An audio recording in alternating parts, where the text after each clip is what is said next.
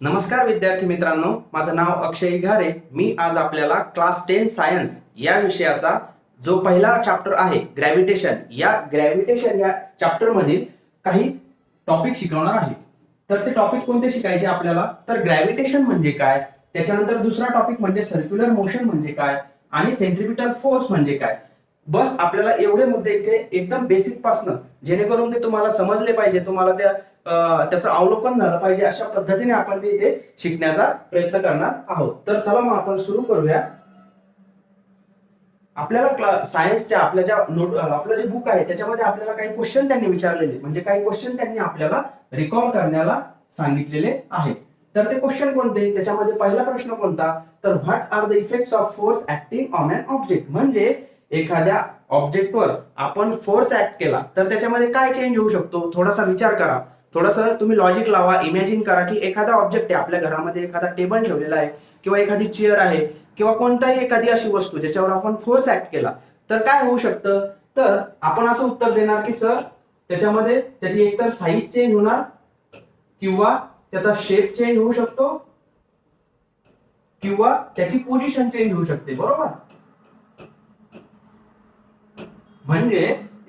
म्हणजे what are the effects of force acting on an object. तर एखाद्या ऑब्जेक्टवर आपण जेव्हा फोर्स ऍक्ट करतो तर काय चेंज होतो? तर त्याची साईज किंवा शेप किंवा त्याची पोझिशन चेंज होणार. बरोबर? आता तुम्ही इमॅजिन करा, एखादं रबर आपण घेतलं आणि ते रबर ओढलं तर काय होणार? त्याची साईज जी आहे ती, तो रबर ताणला जाणार, म्हणजे त्याची साईज चेंज होणार किंवा त्याचा शेप काय होणार? चेंज होणार. म्हणजे आपल्याला इथे पहिल्या प्रश्नाचं जे उत्तर आहे ते मिळालं. What types of forces are you familiar with. दुसरा प्रश्न आपल्याला काय विचारतोय की what types of forces are you familiar with. म्हणजे आपण आतापर्यंत अशा कोणकोणत्या फोर्सेस बद्दल फॅमिलियर आहोत, म्हणजे आपण ते फोर्सेस आपल्या डोळ्यांनी बघितलेले आहेत. तर थोडंसं परत तुम्ही इमॅजिन करा की कोणकोणते फोर्सेस आपण डे टू डे लाईफ मध्ये बघितलेले आहेत. तर आपण सांगू शकतो की मस्क्युलर फोर्स, म्हणजे आपली बॉडी, आपण वेट उचलतो, जिम करत असताना आपण जे वेट उचलतो म्हणजे कोणता झाला? तो मस्क्युलर फोर्स झाला. बरोबर?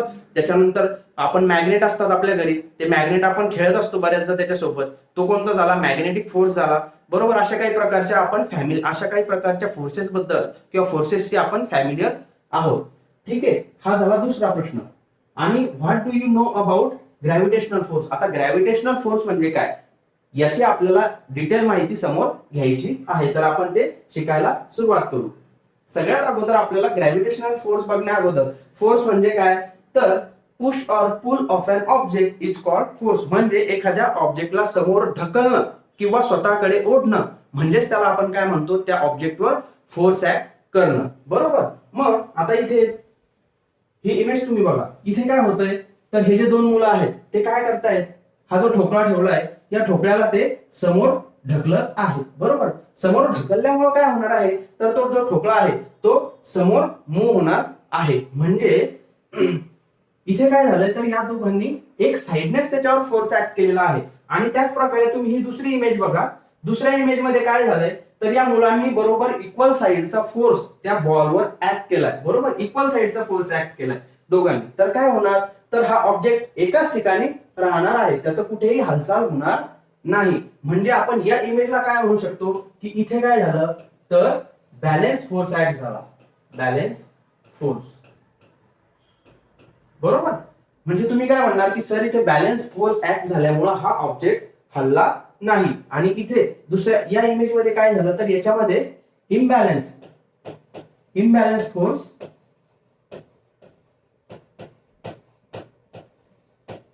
किंवा अनबॅलन्स फोर्स, दोन्ही प्रकारे आपण त्याला म्हणू शकतो. अनबॅलन्स फोर्स त्या ऑब्जेक्टवर ऍक्ट झाला म्हणून काय झालं? तर तो ठोकळा समोर ढकलल्या गेला. बरोबर? म्हणजे आपण इथे आपल्याला कोणता मुद्दा क्लिअर झाला? तर फोर्स म्हणजे काय? तर push or pull of an object, म्हणजे एखाद्या ऑब्जेक्टला समोर ढकलणं किंवा ओढणं. बरोबर? मग आता ते ढकलायचं कसं? तर बॅलन्स जर फोर्स ऍक्ट केला, दोघांनी सारख्याच साईडने ढकललं तर तो ऑब्जेक्ट मूव्ह होणार नाही. म्हणजे ऑब्जेक्टला, एखाद्या वस्तूला ढकलण्यासाठी आपण काय म्हणणार? तर त्याच्यावर अनबॅलन्स किंवा इम्बॅलन्स फोर्स आपल्याला ऍक्ट करावा लागणार आहे. बरोबर? आता फोर्सची आपल्याला डेफिनेशन काय सांगते? म्हणजे आपल्याला जर डेफिनेशन विचारली तर आपण ही इन जनरल डेफिनेशन झाली, push or pull of an object, ही काय झाली? इन जनरल डेफिनेशन झाली. परंतु फोर्सची आपल्याला बुक मध्ये डेफिनेशन काय सांगते? तर force is a physical quantity force is a physical quantity which can change the state of rest, which can change the state of rest,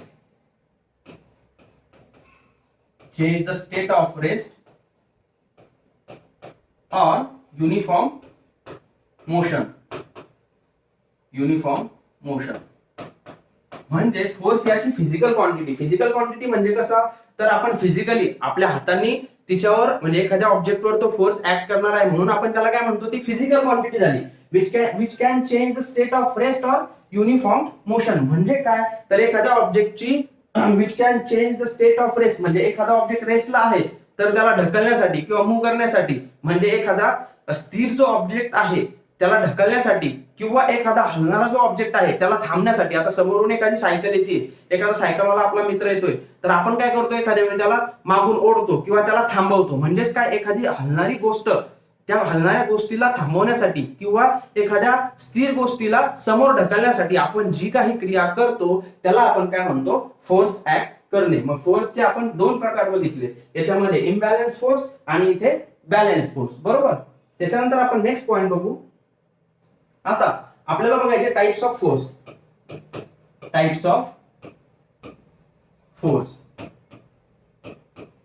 आता परत तुम्ही या इमेजवर तुमचं लक्ष द्या. इथे काय झालंय, या दोन मुलांनी काय केलंय, तर ही जी दोरी आहे, ही दोरी त्या मुलांनी एकमेकांकडे, म्हणजे दोन मुलं काय करतायत, ती दोरी एकमेकांकडे ओढत आहेत. बरोबर. ती दोरी ओढल्यामुळे काय झालं, तर त्या दोरीच्या माध्यमातून त्यांच्यामध्ये काय झाला, तर कॉन्टॅक्ट निर्माण झाला. बरोबर. कॉन्टॅक्ट, त्या दोरीच्या माध्यमातून काय झालं, तर त्या दोन मुलांमध्ये कॉन्टॅक्ट निर्माण झाला आणि त्या दोरीच्या माध्यमातून म्हणजे त्या दोरीवर दोघांनी पण फोर्स ऍक्ट केला. म्हणून काय झालं, तर त्या दोन मुलांमध्ये कॉन्टॅक्ट निर्माण झाला, म्हणून त्याला त्या फोर्सला आपण काय म्हणायचं, तर तो झाला कॉन्टॅक्ट फोर्स. म्हणजे तुम्ही काय सांगणार की कोणत्याही ऑब्जेक्टमध्ये, दोन ऑब्जेक्टमध्ये जेव्हा डायरेक्ट कॉन्टॅक्ट येणार त्याला आपण काय म्हणणार, तर कॉन्टॅक्ट फोर्स ऍक्ट झाला. आता ही इमेज बघा तुम्ही. इथे काय झालंय, तर दोन मॅग्नेट आपल्याला दिसत आहेत आणि ते दोन मॅग्नेट काय होतात, एकमेकांकडे अट्रॅक्ट होत आहेत, परंतु त्यांच्यामध्ये असा कोणताही डायरेक्ट कॉन्टॅक्ट आहे का, नाही. मॅग्नेट म्हणा किंवा ग्रॅव्हिटेशनल फोर्स, आपण नेहमी म्हणतो की पृथ्वीवर ग्रॅव्हिटेशनल फोर्स आहे, असे आपल्याला बऱ्याचदा ऐकायला भेटतं. तर तो न दिसणारा फोर्स म्हणजे काय, तर तो झाला नॉन कॉन्टॅक्ट फोर्स. असे इन जनरल आपण त्याचे टाईप करणार, नॉन कॉन्टॅक्ट फोर्स. बरोबर. सो आपल्याला फोर्सची डेफिनेशन क्लिअर झाली. त्याच्यानंतर आपण फोर्स ऍक्ट कसा करायचा, बॅलन्स ऍक्ट करायचा की इम्बॅलन्स ऍक्ट करायचा, आणि त्याच्यानंतर कॉन्टॅक्ट फोर्स आणि नॉन कॉन्टॅक्ट फोर्स असे इन जनरल आपण त्याचे टाईप पाडले. आता आपण नेक्स्ट पॉइंट बघू. आता आपल्याला बघायचंय 2 मिनिट. सो आपण या नॉन कॉन्टॅक्ट फोर्सचे काही एक्झाम्पल कसे देणार, याचे तुम्ही एक्झाम्पल सांगा बरं. की मॅग्नेटिक फोर्स. बरोबर. Magnetic force. त्याच्यानंतर ग्रॅव्हिटेशनल फोर्स. हे पण काय झालं की नॉन कॉन्टॅक्ट फोर्सचं एक एक्झाम्पल झालं. Gravitational force. बरोबर. आता आपल्याला आज कोणत्या याच्याबद्दल अभ्यास करायचा आहे, जो आपला तिसरा प्रश्न होता, ग्रॅव्हिटेशनल फोर्स. आता मी या मुद्द्यापर्यंत आणण्यासाठी तुमचं सगळं बॅकग्राऊंड अगोदर क्लिअर केलं, की जेणेकरून तुम्हाला अगोदरचा सगळा डाटा, अगोदरची सगळी बेसिक माहिती तुम्हाला मिळावी. त्यासाठी मी अगोदरचे सगळे मुद्दे मांडत आता आपल्याला या मेन टॉपिक कडे, म्हणजे ग्रॅव्हिटेशनल फोर्स म्हणजे काय, जो आपल्याला आता शिकण्याचा महत्त्वाचा मुद्दा आहे, तो आपल्याला आता समोर शिकायचा आहे. तर चला मग आपण ग्रॅव्हिटेशनल फोर्स म्हणजे काय, अगोदर आपण काय करू, त्याची डेफिनेशन बघू, आणि डेफिनेशन बघत त्याच्यामधल्या एकानेक शब्दाची आपण फोड करत एक शब्द तो आपण समजून घेऊ. सो ग्रॅव्हिटेशनल फोर्स म्हणजे काय, तर force of attraction present between any two objects on the universe. म्हणजे या पृथ्वीवर किंवा या युनिव्हर्सवर जे दोन ऑब्जेक्ट आहेत, कोणतेही दोन ऑब्जेक्ट ज्यांच्यामध्ये असं फोर्स ऑफ अट्रॅक्शन असतं, म्हणजे कोणताही फोर्स ऑफ अट्रॅक्शन जे असेल दोन ऑब्जेक्ट मध्ये, या पृथ्वीवर कोणत्याही दोन ऑब्जेक्ट मध्ये जे फोर्स ऑफ अट्रॅक्शन असणार आहे, जे आपल्याला दिसत नाही, त्याला आपण काय म्हणणार, ग्रॅव्हिटेशनल फोर्स. बरोबर. सो आपण एक प्रश्नांच्या माध्यमातून कसं या टॉपिक मध्ये घुसतोय हे मी तुम्हाला इथे एक्सप्लेन करत आहे. ग्रॅव्हिटेशनल फोर्स आता आपल्याला कळाला की ग्रॅव्हिटेशनल फोर्स म्हणजे काय, ही खूप महत्वाची कन्सेप्ट आहे मित्रांनो, हे तुम्ही समजून घ्या. कारण काय, समोर आपल्याला प्रत्येक वेळी या ग्रॅव्हिटेशनल फोर्स बद्दल माहिती येणार आहे किंवा आपल्याला ती गोष्ट अप्लाय करायची आहे. Force of attraction present between any two objects on the universe, म्हणजे या युनिव्हर्स मध्ये कोणत्याही दोन ऑब्जेक्ट मध्ये जे फोर्स ऑफ अट्रॅक्शन प्रेझेंट असणार आहे त्याला आपण काय म्हणणार आहे, ग्रॅव्हिटेशनल फोर्स. मग आता दुसरा प्रश्न, परत तुम्ही इमॅजिन करायला सुरुवात करा की हा ग्रॅव्हिटेशनल फोर्स नेमका कोणी शोधला असेल, हा कोणता माणूस असेल की ज्याला अगोदर ही गोष्ट कळाली. कारण ही तर गोष्ट पहिल्यापासून नेचरमध्ये प्रेझेंट तर असणारच आहे, पण कोणीतरी त्या गोष्टीवर अभ्यास केलेला असणार आहे, बरोबर, त्या थेरीज मांडलेल्या असणार आहेत, बरोबर. म्हणून आपल्याला इथे विचार करायचे की ही ग्रॅव्हिटेशन ही जी कन्सेप्ट आहे ही कोणी शोधली, तर ती सर आयझॅक न्यूटन यांनी ती गोष्ट सगळ्यात अगोदर त्यांच्या निदर्शनास आली किंवा त्यांना ती गोष्ट कळाली किंवा त्यांनी त्या गोष्टीचा अभ्यास केला, बरोबर. आता त्याच्यानंतरचा प्रश्न, आपण काय करणार की प्रत्येक गोष्ट एक प्रश्नांच्या माध्यमातून कशी कशी उलगडत जाणार किंवा त्याचा आन्सर कसं कसं शोधता येईल असं आपण त्याचा प्रयत्न करणार आणि त्याच्या माध्यमातून आपण आपला अभ्यास कंप्लीट करण्याचा प्रयत्न करणार आहोत. The phenomenon of gravitation is discovered by sir Isaac Newton. आता त्यांनी तो ग्रॅव्हिटेशन नावाचा किंवा ग्रॅव्हिटेशन त्याला नाव दिलं असेल, तो फिनॉमिना त्यांना कसा कळाला, तर त्याच्या मागे एक स्टोरी मित्रांनो. ती स्टोरी कशी, तर आपले सर आयझॅक न्यूटन भाऊ काय म्हणतात, ते एका झाडाखाली बसलेले असताना त्यांना काय झालं, तर एक ऍपल खाली पडताना दिसलं. सरळ सरळ ते विचार करत बसलेले होते एकदा आणि त्यांना असंच एक ऍपल झाडावरनं खाली पडताना दिसलं. मग त्या ऍपलवर त्यांनी विचार केला की हे जे ऍपल आहे, आपण नेक्स्ट स्लाइड बघू, हे बघा, त्यांना काय झालं, हे ऍपल सरळ खाली पडताना आढळलं. मग त्यांनी त्याच्यावर विचार केला की हे ऍपल खालीच का आला असेल बाबा, हे वरती अपवर्ड डायरेक्शनला कुठेतरी आकाशात का नाही भरकटलं, तुटल्यानंतर मग हेच का नाही थांबलं. आपल्यासारखे काय म्हणता येईल नॉर्मल मुलं असते तर बाबा ते ऍपल पडलंय खाली पडलं पहिले खाऊन मोकळं होत्या, पण त्यांनी तसं केलेलं नाही, त्यांनी त्या गोष्टीवर अभ्यास केला. मी पण तुम्हाला हेच सांगायचं की सायन्स विषयाची भीती निर्माण म्हणजे मनात भीती ठेवू नका, कन्सेप्ट क्लिअर करा. मग प्रश्न कसा येऊ, 1 मार्काचा येऊ, 2 मार्काचा येऊ, 4 मार्काचा येऊ, ती कन्सेप्ट आपल्या एकदम डे टू डे लाईफशी आपल्याला रिलेट करता आली पाहिजे, तेव्हा सायन्स हा विषय तुम्हाला सोपा वाटणार आहे आणि आपण तोच विषय ते सोपा करण्याचा प्रयत्न करणार आहोत, बरोबर. तर काय झालं, त्यांना हे ऍपल खाली पडताना आढळलं. मग त्यांनी काय केलं, त्याच्यावर विचार केला की काय झालं असेल नेमकं. तर त्यांना त्यांच्या अभ्यासाअंती काय आढळलं, तर आपली जी अर्थ आहे तिचं जे मास आहे ते इथे सेंटरला कॉन्सन्ट्रेट झालेलं आहे. तर हे मास सेंटरला कॉन्सन्ट्रेट झाल्यामुळे काय झालं, अर्थचं मास तर जास्त आहे, तर कोणताही ऑब्जेक्ट जेव्हा या युनिव्हर्स मधनं खाली पडतो, जेव्हा तो ऑब्जेक्ट कोणताही, मग तुम्ही चावी धरा, एखादा पेन धरा, एखादी वॉच धरा, कोणताही ऑब्जेक्ट जेव्हा तुम्ही खाली सोडणार तो सरळ रेषेमध्ये डाऊनवर्ड डायरेक्शनला खाली जाणार. तर का, तर ते मास सेंटरला कॉन्सन्ट्रेट झाल्यामुळं अर्थचा जो आपला ग्रॅव्हिटेशनल फोर्स आहे तो त्या ऑब्जेक्टवर ऍक्ट झाल्यामुळं काय होतं, तो ऑब्जेक्ट खाली येतो, बरोबर. इथपर्यंत तुम्हाला क्लिअर झालं. आपण आता नेक्स्ट बघू. आता इथे मी एक स्लाइड तुमच्यासाठी ऍड केली की तुम्हाला हे माहिती असावी की सर आयझॅक न्यूटन कोण होते, जेणेकरून त्या विषयामध्ये तुमची थोडीशी आवड निर्माण झाली आणि तुमच्याकडे थोडंसं एक्स्ट्रा नॉलेज यावं, यासाठी मी ही स्लाइड इथे ऍड केलेली आहे. त्यांचा जन्म कुठे झाला सर आयझॅक न्यूटन यांचा, तर तो झाला इंग्लंड येथे. हे बघा, सर आयझॅक न्यूटन यांचा जन्म कुठे झाला, तर इंग्लंड येथे झाला. त्याच्यानंतर त्यांचं दुसरं महत्वाचं काम काय, तर त्यांनी प्रिन्सिपिया नावाचं बुक, तुम्ही समोर तुम्हाला ही गोष्ट तुमच्या जनरल नॉलेज साठी कामातच येणार आहे. प्रिन्सिपिया नावाचं त्यांनी हे बुक लिहिलेलं आहे आपल्यासाठी आणि त्याच्यामध्ये त्यांनी बरेचसे लॉज ऑफ मोशन वगैरे थेरी त्याच्यामध्ये त्यांनी मांडलेल्या आहेत. आणि त्याच्यानंतर त्यांचं महत्वाचं कार्य काय, तर त्यांनी काय केलं, कॅल्क्युलस जी मॅथमॅटिक्सची ब्रांच आहे, त्यांनी मॅथमॅटिक्सची एक ब्रांच शोधली, ज्या ब्रांचला त्यांनी काय नाव दिलं, तर कॅल्क्युलस हे नाव त्यांनी त्या ब्रांचला दिलेलं आहे. सो आपण आता नेक्स्ट टॉपिक बघू, सर्क्युलर मोशन. नेक्स्ट टॉपिक आहे आपल्याला आता सर्क्युलर मोशन. तर सगळ्यात अगोदर परत आपण एकदा रिकॉल करू की आपण काय केलं, फोर्स बघितला, एखाद्या ऑब्जेक्टवर सपोज फोर्स ऍक्ट केला, फोर्स ऍक्ट केल्यामुळे काय झालं, तर मोशन, त्या ऑब्जेक्टला मोशन प्राप्त झालं. आता काय, तर हा सपोज हा एक ऑब्जेक्ट आहे, बरोबर, हा एक ठोकळा समजा, हा ठोकळा काय केला, एका सरळ रेषेमध्ये मी समोर ढकलला, आणि त्याचं काय झालं, तर त्याची पोझिशन इथे खाली चेंज झाली, बरोबर. तर काय झालं, त्या ठोकळ्याची हालचाल कशी झाली, तर एका सरळ रेषेमध्ये त्याची पोझिशन चेंज झाली, म्हणून आपण त्याला काय म्हणू शकतो की ते लिनियर मोशन झालं. बरोबर, म्हणजे मोशनचे आपण टाईप बघतोय. आणि आता दुसरी कंडिशन बघा. सपोज हाच ठोकळा काय केला, मी असा गोल फिरवला एका सेंटरला किंवा एका दोरीला बांधून काय केलं, मी तो ठोकळा असा गोल फिरवला. तुम्ही इमॅजिन करा, एखादा ठोकळा म्हणा किंवा एखादी चावी किंवा एखादा दगड. इथे आपण ते एक्झाम्पल तसं घेतलेलंच आहे की ही एक मुलगी आहे, तिने काय केलं, एका दोरीला एक बकेट बांधली आणि ती बकेट काय केली, तिने गोल गोल गोल गोल फिरवायला सुरुवात केली. म्हणजे सर्क्युलर मोशन. सर्क्युलर मोशनची डेफिनेशन काय सांगता येईल की the motion of an object along a circle. कसं motion? Along a circle. Motion of object along कसं, तर सर्कल मध्ये जो ऑब्जेक्ट फिरत असतो.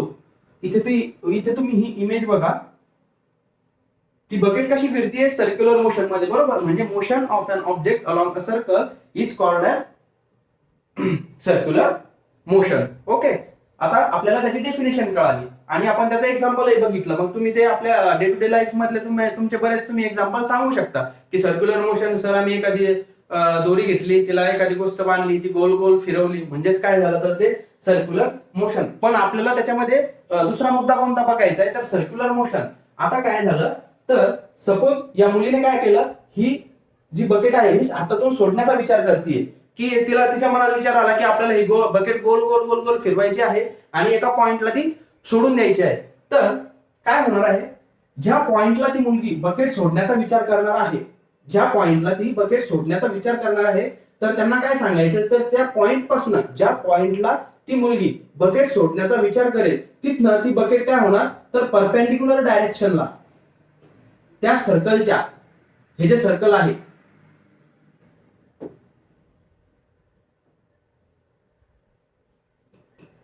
हे जे सर्कल आहे या सर्कलच्या परपेंडिक्युलर डायरेक्शनला, म्हणजे खाली, थांबा मी इथे दाखवतो.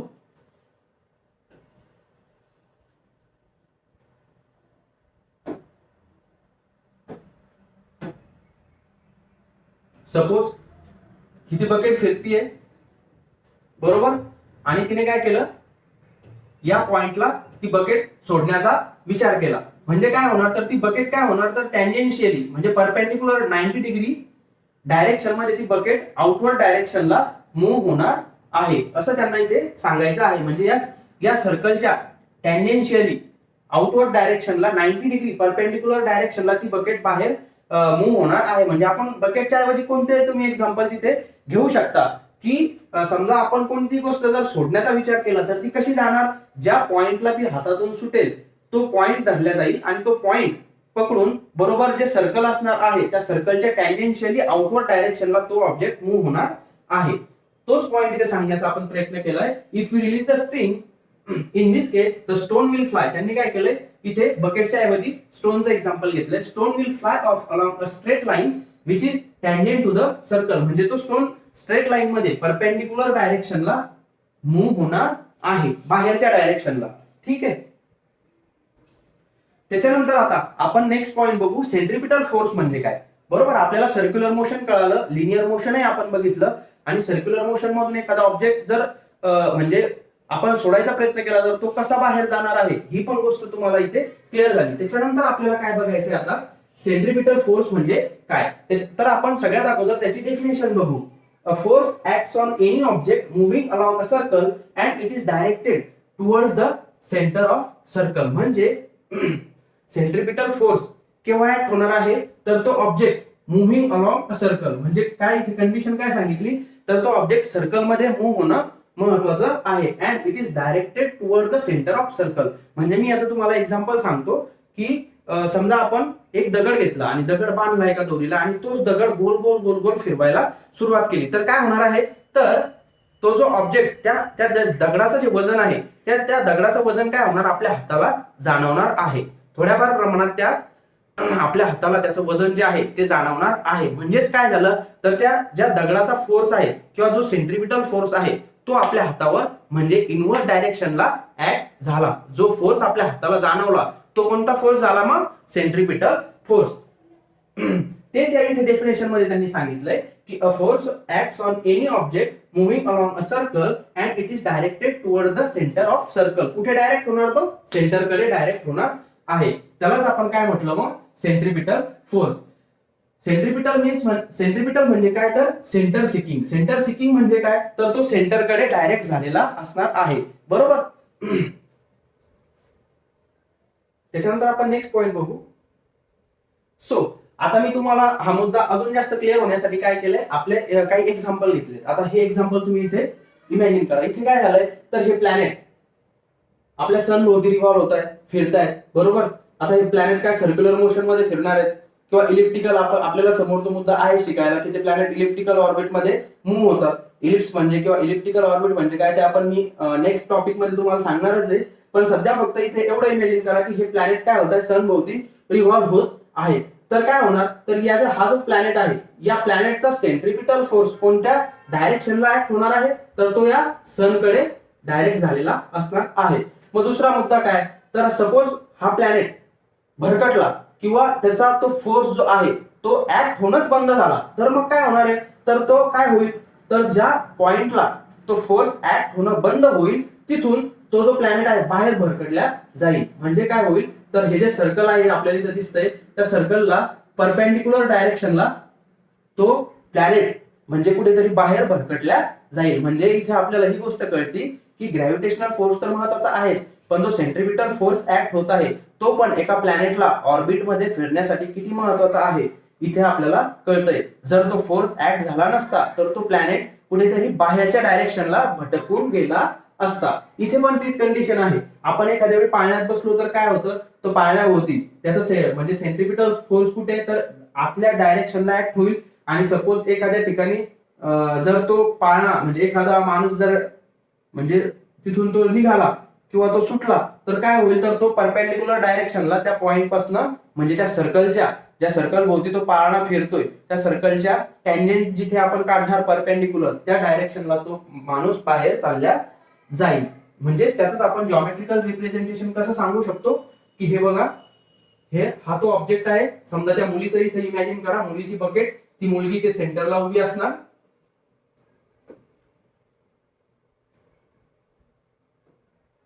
ती मुलगी ते सेंटरला उभी असलेली आहे आणि तिच्या हातामध्ये ही बकेट. तिचा सेंट्रिपिटल फोर्स कुठे ऍक्ट झाला, तर तिच्या हाताकडे म्हणजे इनवर्ट डायरेक्शनला ऍक्ट झाला. आणि तिची जी व्हेलॉसिटी आहे, व्हेलॉसिटी कशी, जर समजा या पॉइंटला तिने बकेट सोडली तर तिची व्हेलॉसिटी म्हणजे परपेंडिक्युलर डायरेक्शनला बाहेर ती बकेट किंवा तो ऑब्जेक्ट मूव्ह होणार आहे. सो आता आपल्याला त्यांनी कॅन यू रिकॉल या हेडिंग अंडर त्यांनी आपल्याला काही क्वेश्चन रिकॉल करण्यास सांगितलेले आहेत. तर चला मग आपण आता रिकॉल करूया. काय सांगितलं आपल्याला, लॉज ऑफ मोशन त्यांनी आपल्याला रिकॉल करायला सांगितलेले आहेत. तर मग आपल्याला हे अगोदर झालेले आहे, पण तरी आपण एकदा काय करू, रिकॉल करून घेऊ. आठवतंय का बघू, काय लॉज ऑफ मोशन, न्यूटनचे लॉज ऑफ मोशन तुम्ही आठवा बरं. काय म्हणतो न्यूटनचा पहिला law, first law of motion. काय सांगतो Newton's first law of motion, मी लिहून घेतो. Every object continues to be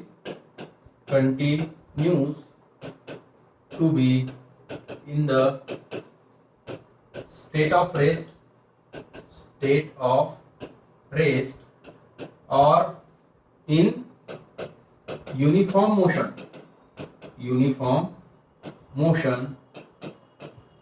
unless and until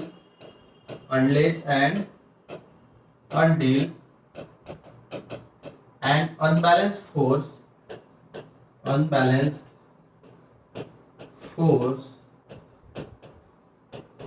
acts on it. आठवला का? पहिला लॉ आपल्याला काय सांगतो की every object continues to be in the state of rest or in uniform motion. म्हणजे काय, तर प्रत्येक जो ऑब्जेक्ट आहे, आपल्या घरामधले ऑब्जेक्ट आता डोळ्यासमोर आणा. समजा आपल्या घरामध्ये एखादा टेबल ठेवलाय, तर तो टेबल आपण हात लावल्याशिवाय हलतो का, तर नाही. म्हणजे काय, तर प्रत्येक ऑब्जेक्ट हा ज्याची त्याची जी टेंडेन्सी आहे, ज्याचे जे स्टेट ऑफ रेस्ट आहे किंवा स्टेट ऑफ मोशन आहे, हा मेंटेन करण्याचा प्रयत्न करत असतो. हाच आपल्याला न्यूटनचा पहिला लॉ सांगतो की every object continues to be in the state of rest or in uniform motion, जर तो मोशन मध्ये असेल तर तो मोशन मध्येच असणार आहे.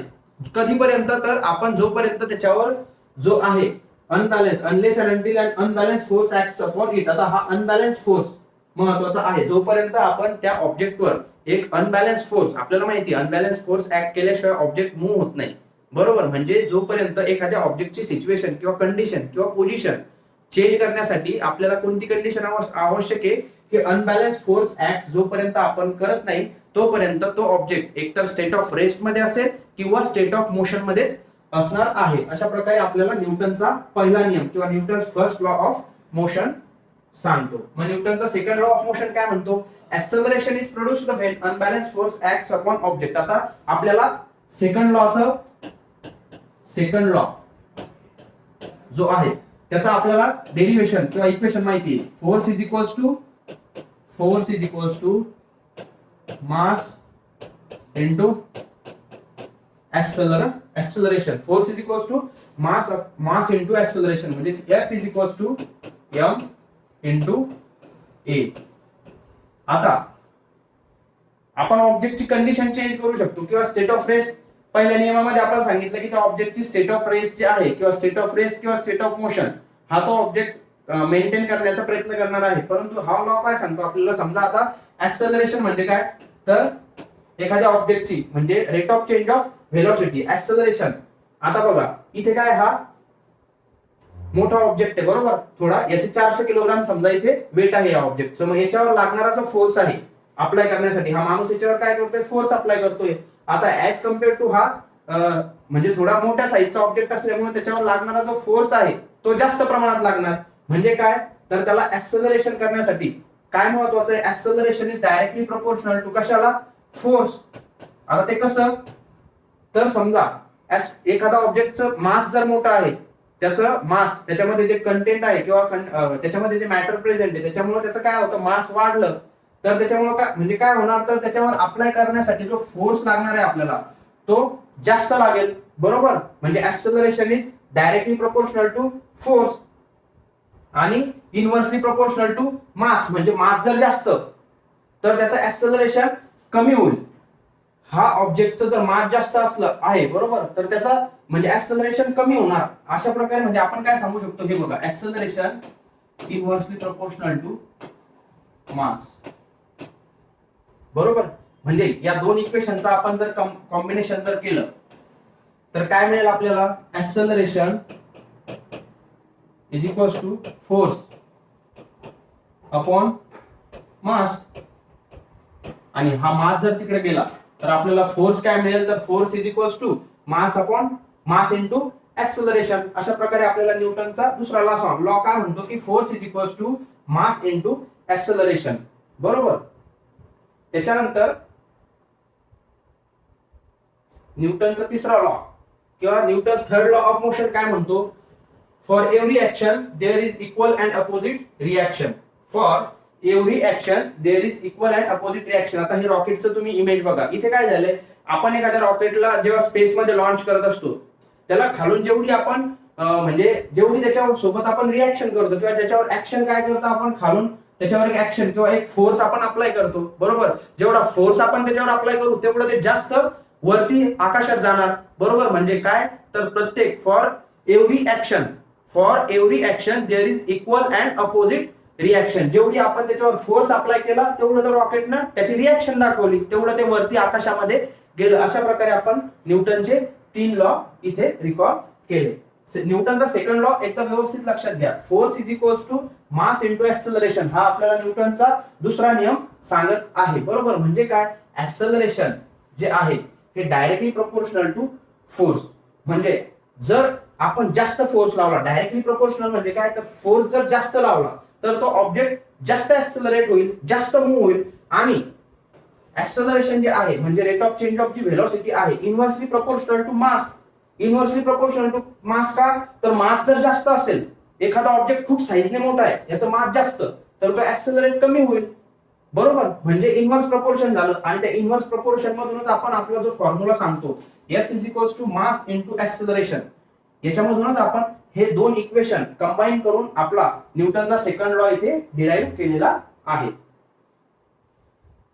तर आपण आता नेक्स्ट जो टॉपिक आहे तो नेक्स्ट लेक्चरमध्ये कंडक्ट करू.